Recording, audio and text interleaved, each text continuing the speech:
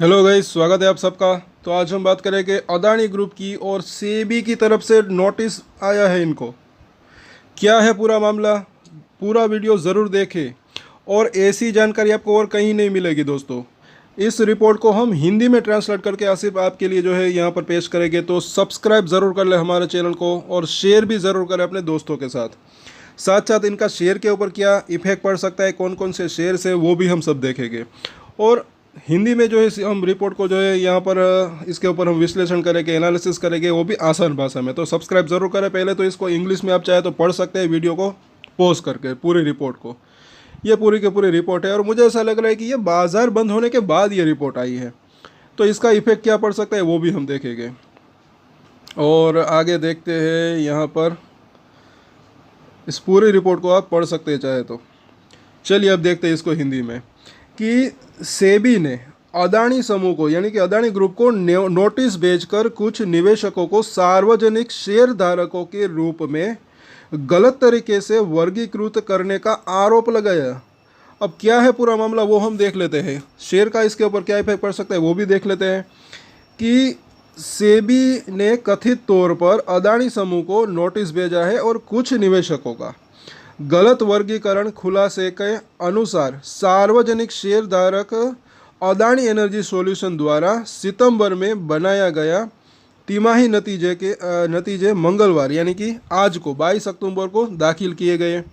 तो उन्होंने कहा कि नोटिस प्राप्त हुआ है और सितंबर तिमाही में इसमें कोई और वृद्धि नहीं की गई।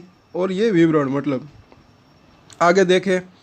प्रकटीकरण में कहा गया है कि चालू तिमाही के दौरान एक SCN यानी कि कारण बताओ नोटिस प्राप्त हुआ है जिसमें कुछ संस्थाओं की शेयरधारिता को सार्वजनिक शेयरधारिता के रूप में गलत तरीके से वर्गीकृत करने और उसके परिणामों का आरोप लगाया गया है। कंपनी समय रहते चालू होने वाली जानकारी, प्रतिक्रिया, दस्तावेज और या स्पष्टीकरण प्रदान करने जो है करके नियामक और वैधानिक प्राधिकरण को जवाब देगी। अब अदानी ग्रुप की ओर से भी इनको जो है जवाब मिल सकता है आगे। अब देखिए मुझे ऐसा लग रहा है कि ये कुछ टेक्निकल प्रॉब्लम की वजह से भी हो सकता है जो भी ये यहाँ पर बात हो रही है। आगे देखते हैं। अब अदानी ग्रुप का भी इसके ऊपर जवाब आ सकता है। आगे देखते हैं कि हालांकि अदानी एनर्जी सॉल्यूशन ने कहा कि वकीलों से प्राप्त विभिन्न स्वतंत्र राय और अदानी समूह द्वारा की गई लेखा समीक्षा के आधार पर कंपनी के खिलाफ 2 लंबित कारण बताओ नोटिस को छोड़कर आगे कोई नियामक कार्यवाही नहीं की गई। तो ये इनका जवाब ऑलरेडी एक तो आ ही चुका है। आगे भी अगर कुछ स्पष्टीकरण आएगा तो उसके ऊपर भी हम चर्चा करेंगे। जैसे कि मैंने कहा कि यहाँ पर जो है मुझे ऐसा लग रहा है कि ये कुछ टेक्निकल प्रॉब्लम की वजह से भी जो है हो सकता है। अब आगे देखते हैं कि निवेशक वर्गीकरण के बारे में नोटिस के अलावा समूह को मार्च तिमाही में सेबी से एक और नोटिस मिला था जिसमें वैधानिक लेखा परीक्षकों द्वारा जारी किए गए सहकर्मी समीक्षा प्रमाण पत्रों की वैधता पर सवाल उठाया गया था और ये मुद्दा भी अभी लंबित है, मतलब कि अभी शायद चालू है। ये कंपनी ने तिमाही परिणामों में कहा कि कंपनी का प्रबंधन इस निष्कर्ष पर पहुंचा है कि SSR या हिडनबर्ग रिपोर्ट के कोई भौतिक परिणाम नहीं है और कंपनी लागू कानूनों और नियमों के अनुपालन के संबंध में अपनी स्थिति पर कायम है। ये चीज़ इसकी जो है मुझे काफ़ी जो है जो है अच्छी दिख रही है। हिडनबर्ग ने जो रिपोर्ट जो है इसके ऊपर लाई थी वो अब तक वो लोग कुछ साबित नहीं कर पाए। कई बार मैंने कहा है कि साबित क्या होता है वो जो है मायने रखता है।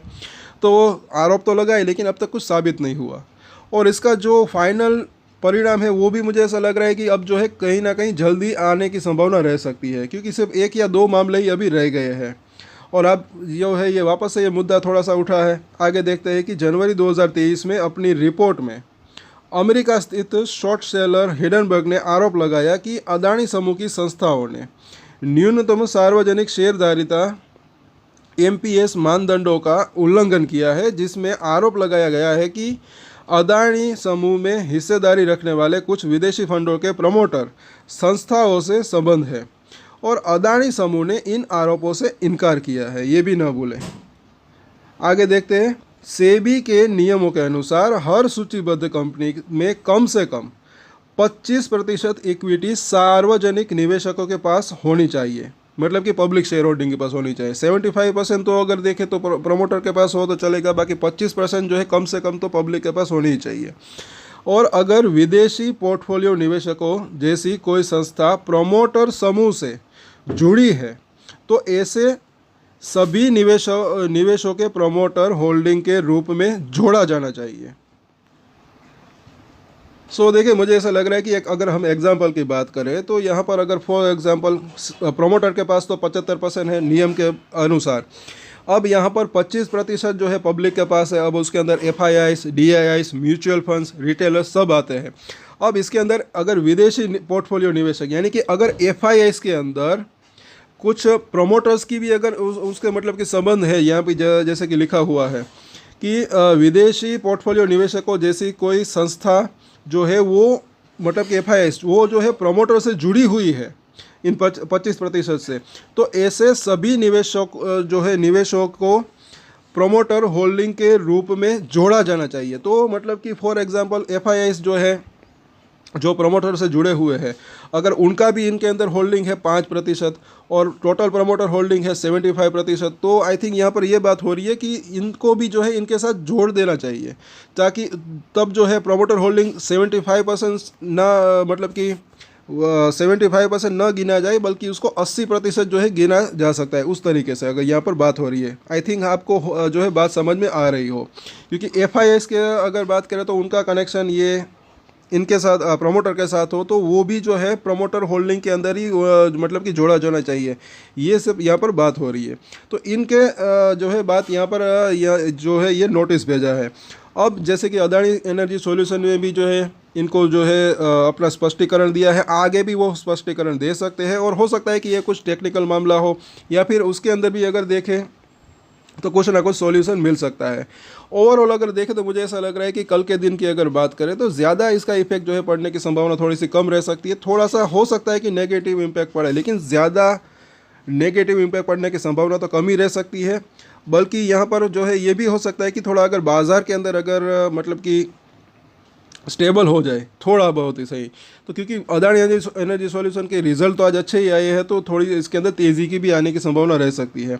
बाकी ओवरऑल अगर देखें तो Adani energy solution, Adani green energy या फिर उनके अंदर जो है एक अच्छी तेज़ी की संभावना भी रह सकती है। अभी इसके Q2 के रिजल्ट आ जाए तो उसके ऊपर हम डिटेल में हमने चर्चा की है, तो वो वीडियो भी आप चाहे तो देख सकते हैं। आज के वीडियो में इतना ही। और एक जो है काफ़ी यहाँ पर इंपॉर्टेंट ये अपडेट है, शेयर ज़रूर करें और सब्सक्राइब ज़रूर कर लें हमारे चैनल को। आसान भाषा में आपको समझाने की यहाँ पर हमने कोशिश की है। और भी हमारा वीडियो आप देख सकते हैं, और आगे और भी कुछ अपडेट आएगी इसके ऊपर तो वो भी हम चर्चा करेंगे। तब तक के लिए अगर आपको ये वीडियो अच्छा लगा तो लाइक शेयर सब्सक्राइब करें। और एक स्टैंडर्ड डिस्क्लेमर जो कि मैं हमेशा देता हूँ, आप कोई भी ट्रेड ले उससे पहले अपनी रिसर्च करें, अपने फाइनेंशियल एडवाइजर की सलाह लें, उसके बाद ही कोई डिसीजन ले, और डिसीजन ले तो उसकी जिम्मेदारी मेच्योरिटी के साथ खुद ही ले। ये वीडियो मैंने एजुकेशन पर्पज़ के लिए बनाया, मेरी तरफ से कोई भी बाय या सेल की रिकमेंडेशन नहीं है। Thank you.